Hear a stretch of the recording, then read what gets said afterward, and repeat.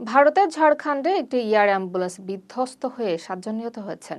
রাঁচি থেকে দিল্লিগামী বিমানটি মাঝ আকাশে যোগাযোগ হারায়। 23 মিনিট পর রাডার থেকেও উধাও হয়ে যায় বিমানটি। বিমানে 2 পাইলট সহ রোগী ও চিকিৎসক ছিলেন। গুরুতর দগ্ধ এক রোগীকে উন্নত চিকিৎসার জন্য নেওয়া হচ্ছিল। দুর্ঘটনার কারণ তদন্তে এএআইবি কাজ শুরু করেছে। যুক্তরাষ্ট্রের শুল্ক নীতি নিয়ে অনিশ্চয়তায় পড়েছে বাংলাদেশ যুক্তরাষ্ট্র বাণিজ্য চুক্তি। মার্কিন আদালত ট্রাম্প প্রশাসনের পাল্টা শুল্ক কাঠামো বাতিল করেছে। তবে ট্রাম্প নতুন করে 15% শুল্ক আরোপের ঘোষণা দিয়েছেন।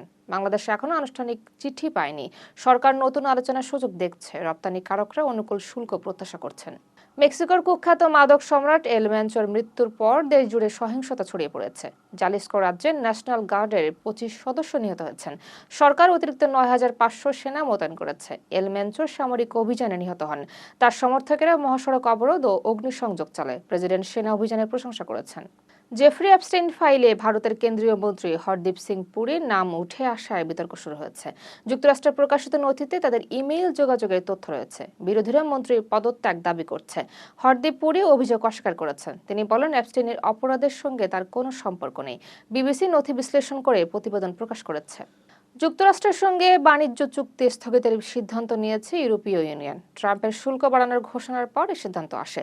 ইউরোপিয়ান পার্লামেন্ট অনুমোদন প্রক্রিয়া স্থগিত করেছে। ইইউ আইনি স্বচ্ছতা ও বাজার স্থিতিশীলতা চায় তারা। ওয়াশিংটনের কাছে স্পষ্ট ব্যাখ্যা দাবি করা হয়েছে। চুক্তির ভবিষ্যৎ অনিশ্চিত হয়ে পড়েছে। ইরানের সম্ভাব্য মার্কিন হামলার আশঙ্কায় নাগরিকদের দেশ ছাড়ার নির্দেশ দিয়েছে ভারত। ভারতের পররাষ্ট্র মন্ত্রণালয় জরুরি সতর্কতা জারি করেছে। প্রায় 10,000 ভারতীয় নাগরিক ইরানে অবস্থান করছেন।